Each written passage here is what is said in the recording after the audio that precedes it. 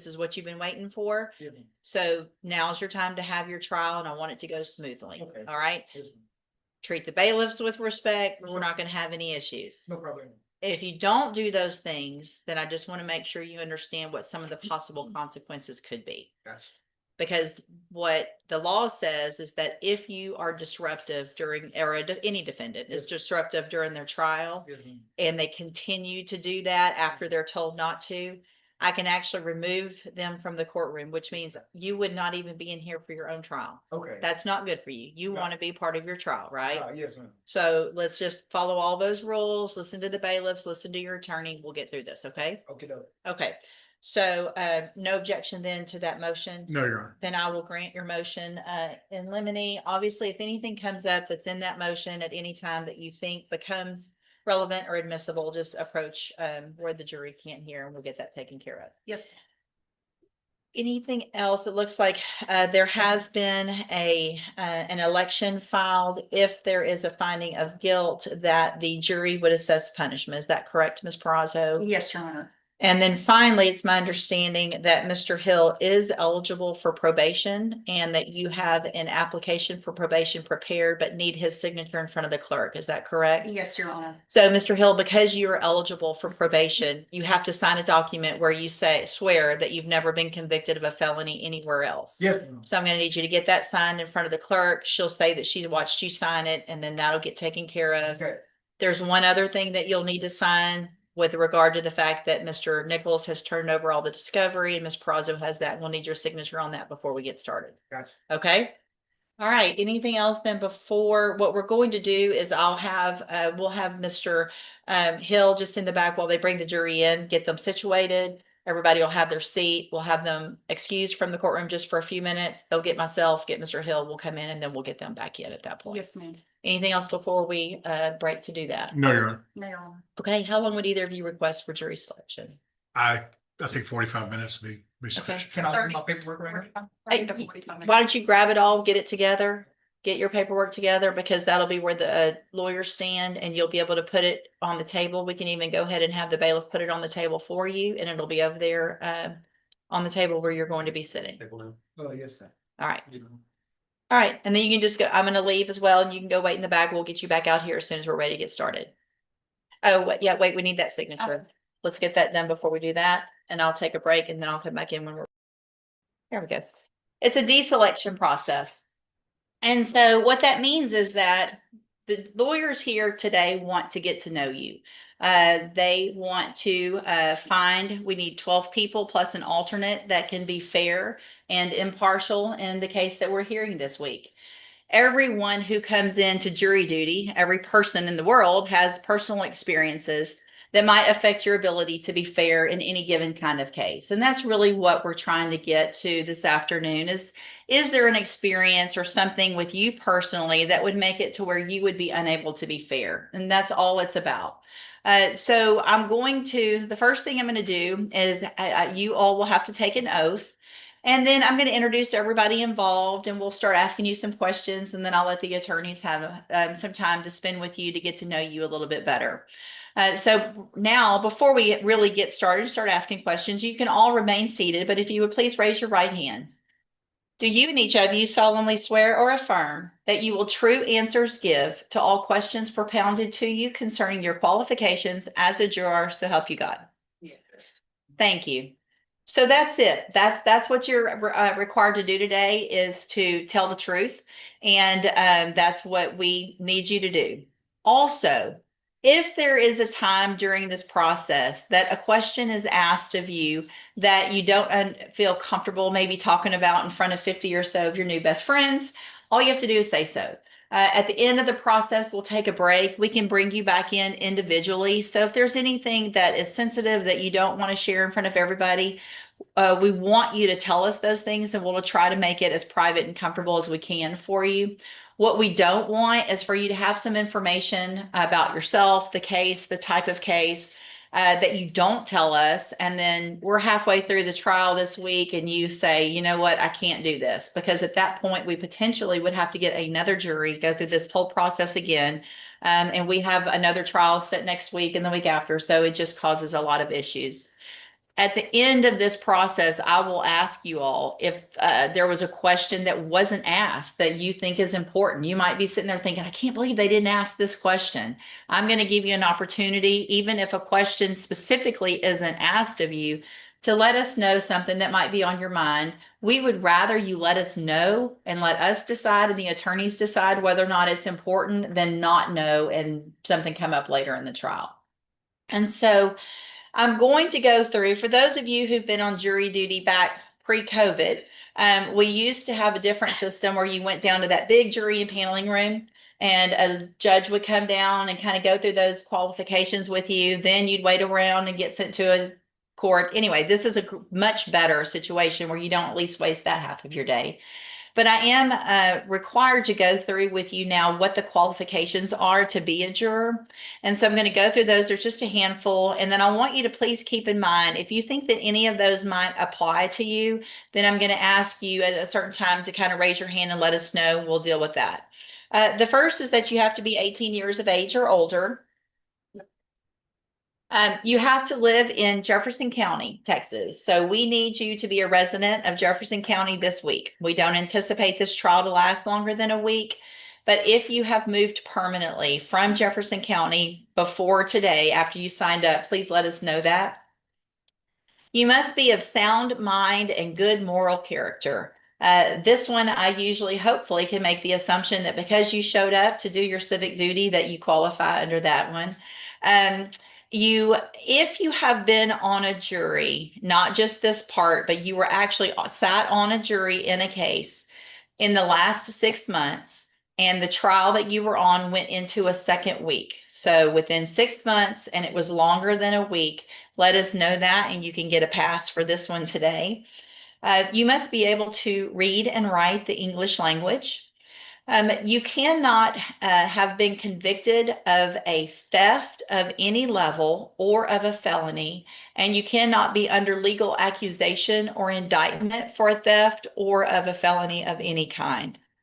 That's really it for the qualifications. And so I'm going to now just kind of go row by row and ask by a show of hands if any of you think any of those qualifications might affect you. And I'll start here on the front row, on my left, your right. Anyone on this row, qualification issues? Coming across on the front row this side. Second row, back over this way, coming across this way, second row. Third row. Let's, yes, ma'am. Am I not totally bilingual when it comes to reading? Want to come up real quick because the court reporter's up here and we can visit about it. Thank you, ma'am.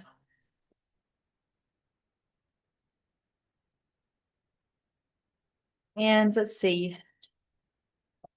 Are you number, Ms. Quintana? Yes, You're number 29. And so you're not completely bilingual? I'm not sure. I never done this before. Okay. I don't know if, court language would be. It can be very Something that I- different at times. We can do a couple of things. If you think you would, if you really think you are not proficient enough, then we can go ahead and excuse you based on that qualification. You can also, if you would like, sit through this process this afternoon. It's just a couple of hours. If you understand the questions, and then we can kind of talk to you about it after and see how you feel about the language that everybody's using and things like that. I'll kind of leave that up to you. I'll do that. Okay, thank you. I'll make a notation and we'll make sure and visit with you after to kind of see how it all went. Thank you, ma'am. Anyone else? Third row coming across this way. Last row. Anyone issues with any of those qualifications? All right, perfect. So for your service today, you are all going to receive $20 whole. Contain your excitement. If you're on the jury that actually is with us for the rest of the week, it's $58 now a day. Obviously, neither of those amounts are meant to really reimburse you for your time or the amount of time and energy you're going to spend here. We know that that is not what your time is valued at. That is what the state has really to give you. So that's really something just for you to take yourself to dinner or lunch that about all it covers nowadays. There are also 2 different funds that are available that you can donate that money to if you would like through that iJury system. One is the Compensation to Victims of Crime Fund, and then the other is the Children's Welfare Service Fund. Both of those help people here locally who've been affected in the criminal justice system. So I'm going to break real quick so that the court reporter, she's going to come sit down there closer to you guys so she can hear everybody when we get started.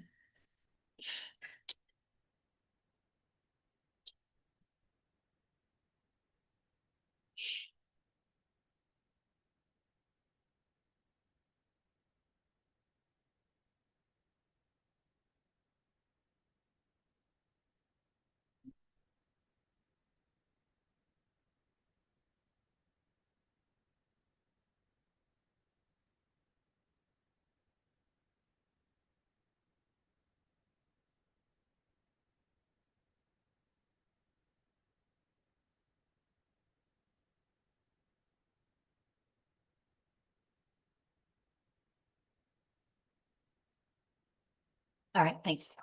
So now that you can see Miss Tanner is down there next to you guys, it is very important this afternoon that if you're answering a question, you be sure and please speak loudly and clearly. So of course I and the attorneys can hear you, but also so that she can hear you. You'll be called on, just like I did with Miss Quintana, by her name and your jury number, so that we can do our best for the record to be as clear as it can be as to who's speaking at what time. And so that's really what that's for. The case now that we are going to try this week is cause number 24 DCCR 1615, and is styled the State of Texas versus Traylon Hill, who is charged by indictment with the offense of aggravated robbery. The punishment range for this offense is between 5 years and up to 99 years or life in prison, and or a fine of up to $10,000. Going to talk a little bit more in a few minutes kind of about that punishment range, but that just gives you an idea of what we're here for today. Again, we don't expect the trial to last longer than the week. And so if you're on the jury, we definitely need you to be available for this week. I'm going to introduce the attorneys who are here on the case. And then what I'm going to do is ask all of you if any of you know any of us. Just because you know someone that's on the trial or involved in the trial does not mean that you can't serve as a juror. We really just need to know who you know, how you know us. And then the ultimate question is if you think that relationship would cause you to be unfair or not be able to be fair for some reason. All right. So representing the state, we have Assistant District Attorney Luke Nichols. Good afternoon, everybody. And then sitting with Mr. Nichols, we have Assistant District Attorney Philip Smith. Good afternoon. And then we also have an investigator, Steve Hinton, here from the District Attorney's Office watching as well.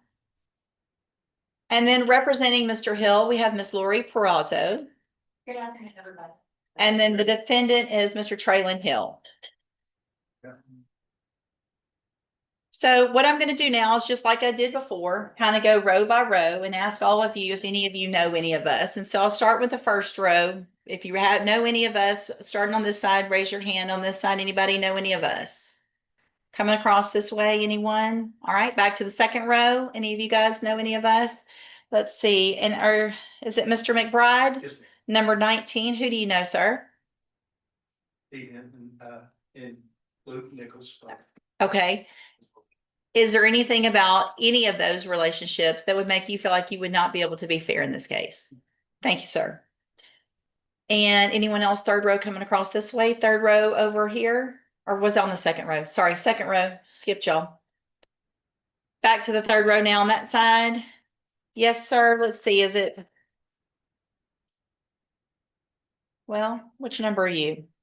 30. 30. Oh, hi. How are you? Good. Dale Hanks, number 30, is an attorney who I used to share office space with. I didn't even notice that was over there. Might need new contacts. And do you know anybody else, Mr. Hanks? No, I don't believe I did. Is there anything about our relationship that would make you feel like you would not be able to be fair in this case? No. Thank you, sir. Anyone else on the third row coming across that I didn't recognize? Third row coming across this way? Back row? Anybody on the back row coming across the back row? Yes, sir. And what is your number? You don't know me, so. Number 48, Mr. Henry? And who do you know, sir? I don't know Tatum, but I think I know his relative. All right, so what we'll do, Mr. Henry, is at the appropriate time, we'll just have you come up and visit with us privately about that. Okay? Mr. Hill, you don't get Mr. Hill. Remember? Okay, I'm about to. Okay. All right, anyone else on that back row? Did I miss anyone back there? All right, see, so it's not that hard. Nobody's here to embarrass you or make you feel uncomfortable. This is just really the process that we're required to go to, again, to get to know you better. Like I was saying earlier, everybody has personal experiences that might affect your ability to be fair.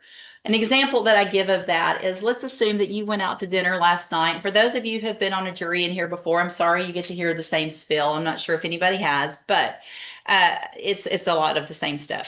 I need new stuff. Who's been on a jury in here before? Anybody? Sorry, y'all.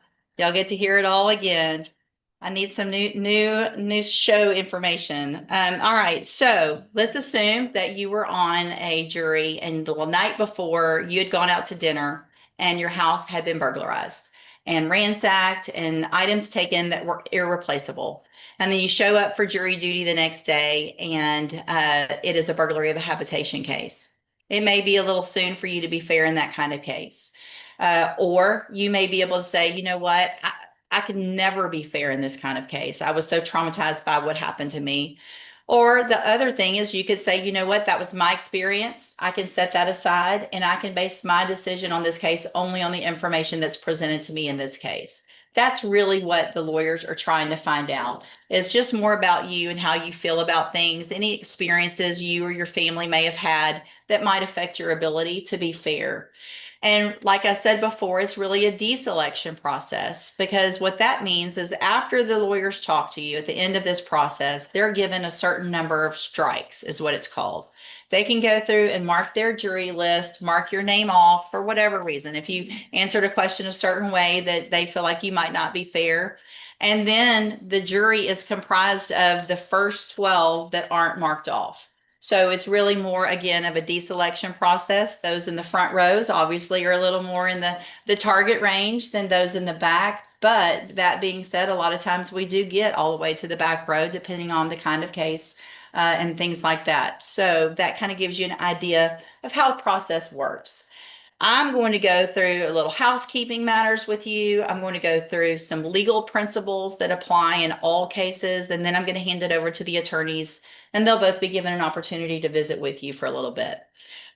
This process can be a little frustrating at times for you guys, because a lot of the questions that are asked of you are going to be asked, and your first response would typically be, I don't know, because I don't know anything about the case.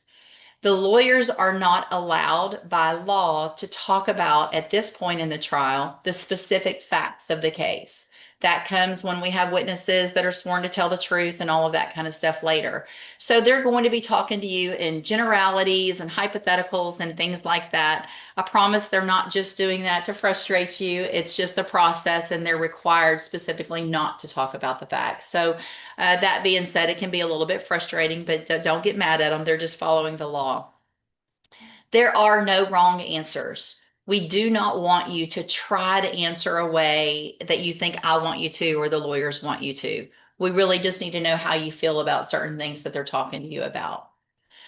In the criminal courts, our trials are conducted in two phases. The first phase is the guilt-innocence phase.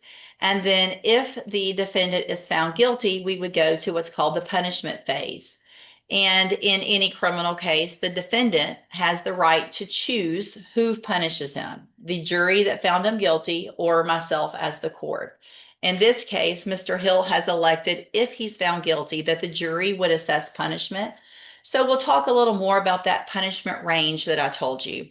It is the punishment range that you have available in this case, if there's a finding of guilt, is the largest punishment range that we have in the state of Texas for a case. Minimum 5 years up to 99 years of life in prison. It can't get any more broad than that.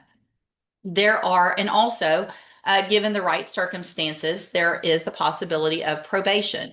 So literally, it is the broadest range of punishment that you could potentially have. The reason for that is because every single case is different.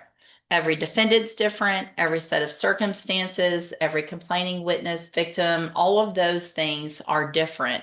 And so the legislatures have given us that range, or given you that range, so that you can take everything into consideration. That means specifically that if you get to a punishment phase in this trial and you have found the defendant guilty, what you're required to be able to do is to have listened to obviously all the evidence in the guilt innocence phase. Then, if we go to the punishment phase, there could be additional evidence. There could be evidence in the punishment phase that makes things seem worse. There could be evidence that makes things seem maybe not so bad for some reason. That you have to be able to say that you will wait. You will consider all of the evidence that's given in both of those phases, and then be able to consider that entire punishment range. Talk to your fellow jurors about it and come up with a punishment. And so I'm sure the attorneys will talk to you a little more about that, but ultimately, you don't know anything about the case. And so it can be kind of difficult to say, I would maybe give probation if under this example, one thing or the other. There could be 1,000 examples given, really at any given time as to what could be different in any given case.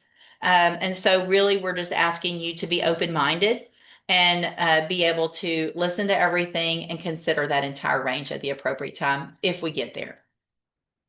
You will be given at the end of the trial what's called the court's charge. It's actually a written document that I prepare and give to you as jurors that has all of the instructions, the law, everything you need to put together with the evidence that you hear in the case to be able to reach a decision. You do not have to have been on a jury before. You don't have to have any kind of prior service in a smaller case or anything like that.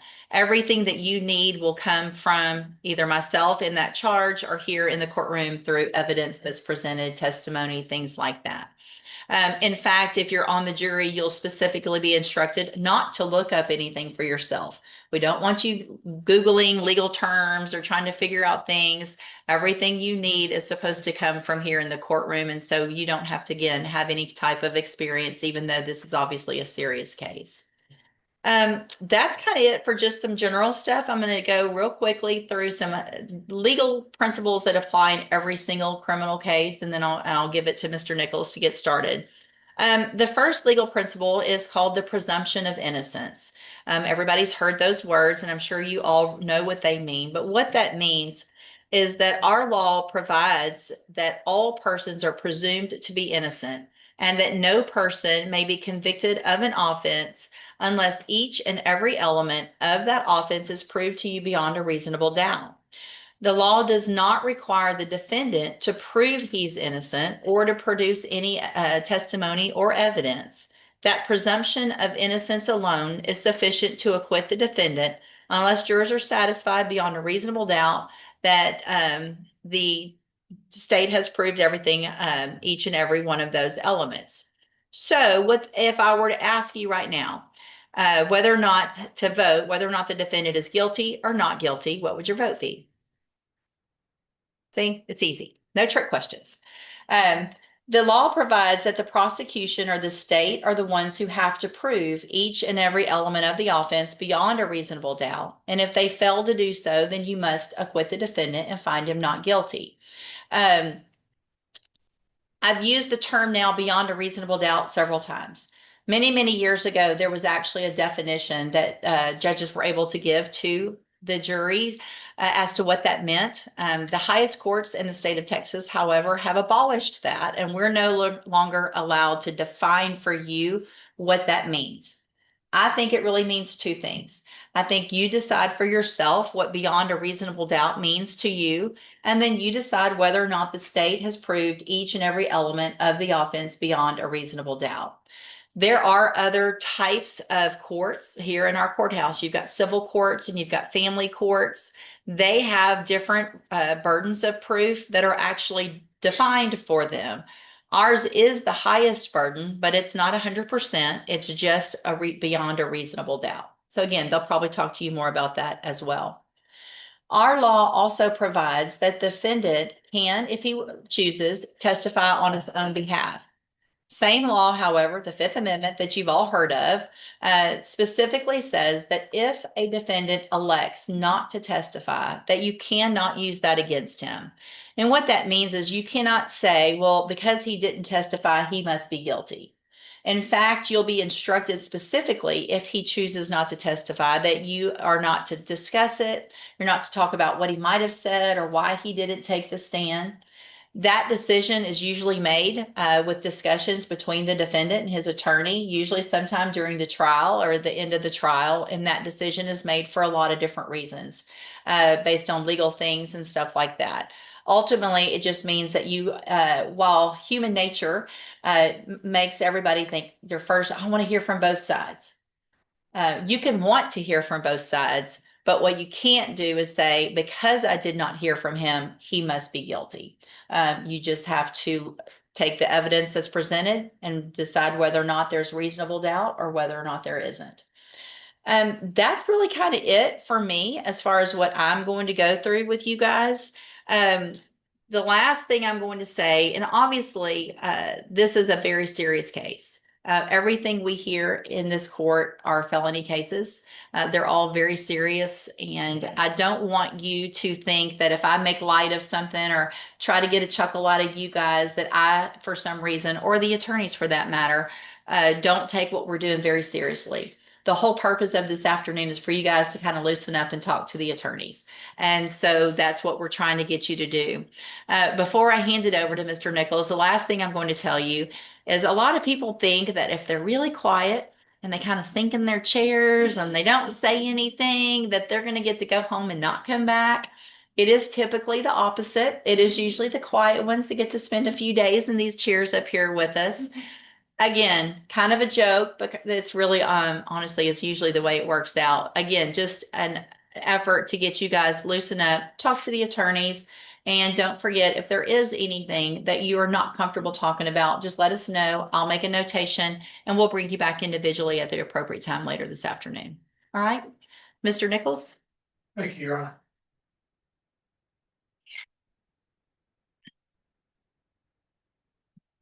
Again, good afternoon, ladies and gentlemen. My name is Luke Nichols. I'm the prosecutor in this case. I work for the Jefferson County District Attorney, Keith Giblin, who's elected district attorney. Ms. Philip Smith is also a prosecutor along with me. We're assigned to this court. We try cases here in the 252nd district. What I'm going to do is go through a couple different areas with as many of y'all as I can. It's obviously hard with a big group and we have a limited amount of time. Most importantly, Mrs. McBride, is there anything we need to ask your husband while he's here under oath? Okay. Do we have a husband and a wife again? Yes, Your Honor. Officer Michael McBride with Beaumont Police on jury. You were on a panel, what, 6 months ago? Yes, sir. I remember Yeah. you came up not long ago.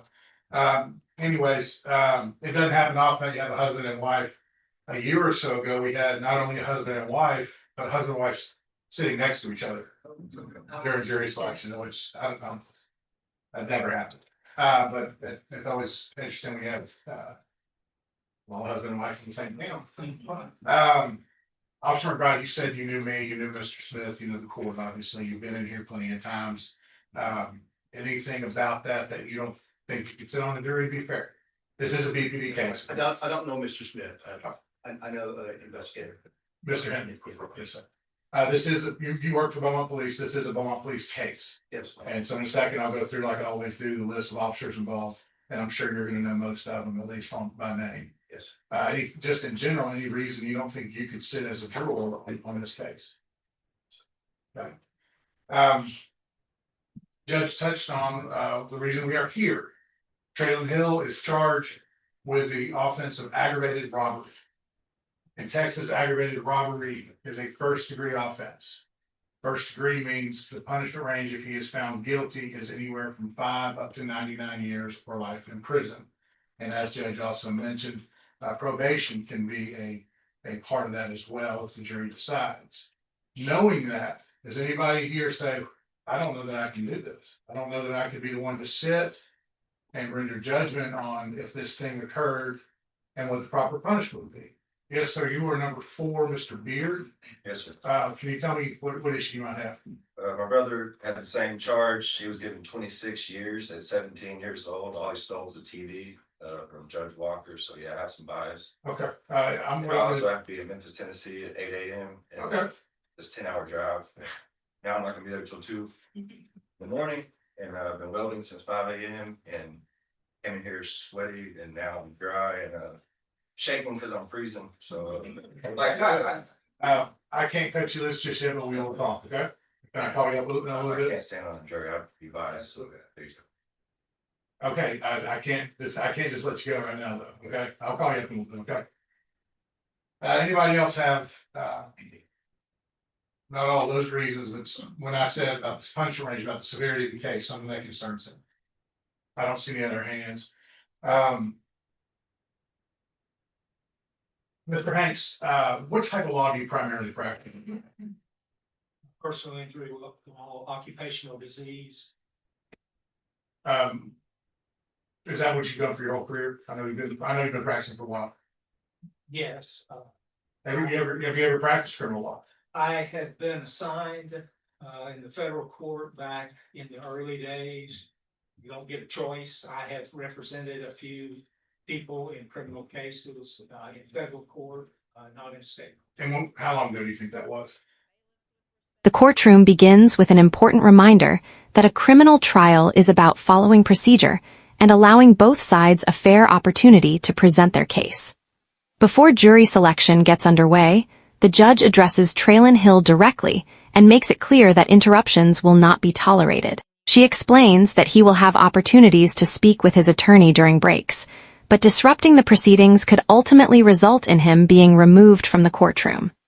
The judge also emphasizes respect for his attorney, court staff, and everyone involved, while making it clear that she wants the trial to move forward smoothly. From there, the court turns its attention to jury selection, where potential jurors are asked about their backgrounds, previous jury experience, and any personal circumstances that could affect their ability to remain impartial.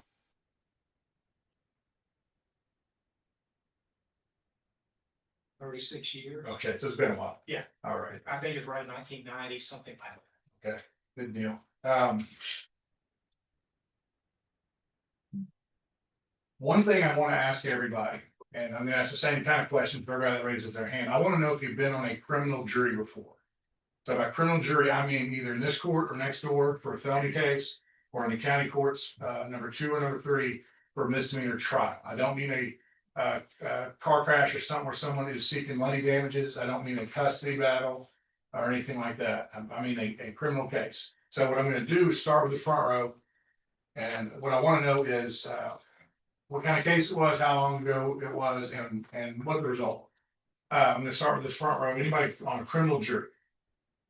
I don't see any hands. Yes, ma'am. It was drug court, Okay, and your number 8, and how do you say your last name? McKeachin, McKeachin. All right, thank you. I didn't want to mess that up. that's okay. And so how long ago were you on a jury in drug court? That was 10 years ago. Maybe Okay. 11. Do you remember what the result was? Was guilty. Thank you, ma'am. Anybody else in the front row? Yes, ma'am. Your number 13, Miss Cooper, correct? Lucky 13. Can you tell me about your jury service? In this court, Judge West, and it was a criminal case, and he was guilty. Do you remember what the charge was? Oh, I think violation of his probation, and somebody was killed. It's been a while. Okay. But y'all found him guilty. Okay, thank you. Anybody on the second row, same thing, criminal jury service. Just grand jury. You've been on grand jury, that's a different animal, I'll ask about that separate. Criminal jury, yes, ma'am. Are you Miss Harmon? No. Yes? Hey, you got it right. Miss Harmon, you're number 23. What is your criminal jury service? I think it was Judge when Mason Hughes came in, clearing cases. Adams. Adams. Yeah. So that was county court, number 3, all right, no, number 2. And you remember what kind of case it was or what the result was? It was, it was the grandfather, possibly molesting step granddaughter. He was found not guilty. Okay. The child sexual abuse cases are some of the toughest things to sit through, aren't they? Okay. Anybody else on that road, criminal jury service? Back over here, third row. Yes, sir. 3 times. 3 times. What kind of cases? Aggravated kidnapping, death involved. Child sex abuse case and a DUI. And do you remember kind of the end result of those cases? Yes, the aggravated kidnapping guilty, the other 2 not guilty. Thank you, sir. And again, that's your number 30, Mr. Hanks. Anybody else, third row? Okay, I see a hand here. Mr. Ponzio, Yes, sir. I've got you as number 37, is that right? As far as you know. Yes, sir. Okay, can you tell me about your criminal jury service? Aggravated assault. Big time. So hung jury. A jury verdict for guilty or not guilty, and for punishment if it's guilty, has to be unanimous. All 12 have to agree. If there's a deadlock, and whether it's 11 to 1 or 1 to 11 or 6 to 6, sometimes juries cannot reach an agreement. That's kind of frustrating, isn't it? Very. Do you recall how close it was, what side you were on? 11-1. All for guilty or not guilty? Oh, 11 for guilty. Man, that's frustrating. Which court was that? That's 15. Okay. And it's frustrating because y'all put in the work, didn't get a resolution, right? Was that something that maybe soured you on jury service? No. Okay. And that you haven't been on jury since? I was on a civil case after. Okay. That's fine. All right, thank you. I saw another hand next door, Mr. Shields. Yes, sir. What was your criminal jury service? I was on I've been on every kind of jury duty. Going all the way back to the late 70s. All right. And I can't even remember most of Can you tell me your last couple? They must like you up here at the courthouse. 2000s. Okay. I remember one, this guy, he defended himself and he was found guilty. Okay. So how many times total do you think you've been on a criminal jury? More than 5? Oh, wow, okay, thank you. I know it's hard to keep doing. Anybody else on that road? Yes. And number 41, Ms. Rogers? And after voice, I do apologize. Okay, We've done a child rape case about 2.5 years ago next door. And we found him guilty. thank you. Back row, criminal jury. Yes, ma'am. Number 43, Ms. Jubert. Yes, Tell me about your criminal jury service. it was next door as well, and it was a sexual, minor What was the end result? guilty. Thank you. Anybody else? Yes, Yes, so 15 plus years ago, one of these courts, not sure which one. you're Mr. Bro. Yes, sir. And do you remember what kind of case it was? Like embezzlement, something like that. Financial crime? Yes, sir. And do you remember the end result? That was pled guilty, but we were doing it for the punishment phase. Okay. Thank you. Anybody else in that back row, criminal jury service? Yes, sir. Mr. Henry. So the first one was a hung jury. Both of them was Judge Steve's court. First one was a hung jury because the police department messed up with the evidence. The second one was guy was convicted. He was a habitual criminal from Houston, and he did crimes here, and we saw him away for a long time. Okay. Good deal. Thank you. Anybody on this section? Yes. 51. that Mr. Byrd? Sir, Okay, sexual abuse of a minor case. It was next door about 4 years ago. and do you remember the end result? Guilty. Okay, thank you. Did I miss anybody? Yes, I'm in it. Number 55, Mr. Rome? it's sexual abuse of a minor. About 2.5, 3 years ago next door, found guilty. Guilty. Yes, Okay. Did I miss anybody that's been on a criminal jury? Now, if I missed y'all, it's my own fault. I got these things. Thank you. It doesn't mean that you make a better juror or not. It means that you've been through this before and you kind of know what to expect. So we appreciate y'all for being up here. And I know plenty of y'all been up here for jury duty, just like y'all right now, without being on the panel. And I appreciate y'all for continuing to come. As you can see, a few folks didn't come today. And I know you're taking time out of your lives of what you were going to do today, work, family, school, whatever. And I know you'd probably rather be somewhere else. So thank y'all for coming. We can't do this without you. A kind of a necessary evil for jury duty is a lot of waiting outside the courtroom. I assure you, we do value your time. There's times where we have to do things outside the presence of the jury, some legal matters and stuff like that. So if y'all are having to wait outside, we're still working in here, okay? I had a couple questions about where folks would work. Miss McKeith, I'm sorry. What did you do for Interim School District? Which grade level? Ninth grade? That's fun. It is actually. I guess 14, 15-year-olds are good. They're still young enough to be fun and not too old to, no, I love it. They don't know everything yet. I don't think they do, but. Ms. Segura, you're a social work, what agency do you work for? On the Human Services Commission. Thank you. Mr. Milich, number 16, you are retired. What did you do when you were working? Family nurse practitioner, I'm sorry? a family nurse Oh, practitioner. okay, thank you. Are you related to Dan? No. You're not? Okay.